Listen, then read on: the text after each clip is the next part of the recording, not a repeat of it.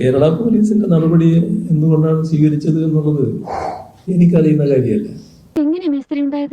ഞാൻ ഈ പോളിടെക്നിക്കിലൊന്നും പഠിച്ചിട്ടില്ലല്ലോ, അതുകൊണ്ട് ഈ യന്ത്രത്തിന്റെ പ്രവർത്തനം എനിക്ക് ഇഷ്ടമല്ല. അതുമായി ബന്ധപ്പെട്ട് ഇപ്പൊ പറയാൻ കഴിയില്ല. പോലീസ് വകുപ്പ് എന്നത് കൈകാര്യം ചെയ്യുന്ന ആള് ഞാനാണെന്ന് വേണമെങ്കിൽ പറയാന്നല്ലാതെ അതുമായി ബന്ധപ്പെട്ട് നേരിട്ട് ബന്ധം എനിക്കില്ല. പിന്നെ അങ്ങനെ സാധിക്കുന്ന കാര്യമല്ല. അപ്പൊ അതിന്റെ കാര്യങ്ങൾ ഏതെങ്കിലും പോലീസ് മേധാവിയെ കണ്ടാൽ നിങ്ങൾ അന്വേഷിച്ചു, അതാണ്. ഇത് ഞാൻ അറിഞ്ഞില്ല.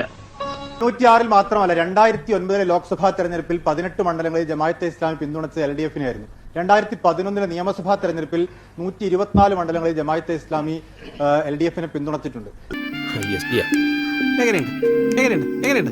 KP മജീദ് നിയമസഭയിൽ മതരാഷ്ട്രവാദികളാണ് ജമാഅത്തെ ഇസ്ലാമി എന്ന് പറഞ്ഞപ്പോൾ കോടിയേരി ബാലകൃഷ്ണൻ പറഞ്ഞത് നിങ്ങൾ മൃദു ഹിന്ദുത്വ സമീപനമാണ്, ഹിന്ദുത്വ കക്ഷികളെ പ്രീണിപ്പിക്കാൻ വേണ്ടി സംസാരിക്കുകയാണ്. അന്ന് LDF നിലപാട് ഇതായിരുന്നില്ലേ?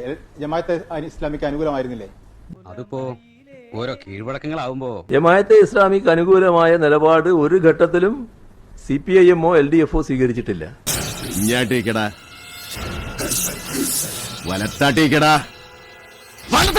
മുസ്ലിമിലെ പ്രബല വിഭാഗമാണ് AP സുന്നി വിഭാഗം. അവരെ കഴിഞ്ഞ ഘട്ടത്തിലും ഞങ്ങളെ സഹായിച്ചിരുന്നു. ഈ ഘട്ടത്തിലും ഈ തെരഞ്ഞെടുപ്പിൽ സഹായിക്കുന്ന നിലപാട് തന്നെയാണ്. അവൻ തന്നെയല്ലേ? അവൻ തന്നെയാ. അവൻ എവിടം വരെ പോകും നോക്കാം. അതുപോലെ തന്നെ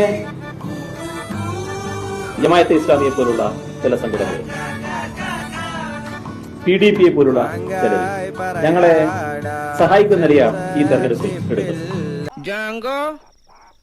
നീ അറിഞ്ഞ ഞാൻ പെട്ടു. എങ്ങനെയുണ്ട്? എന്ത് ചെയ്യും?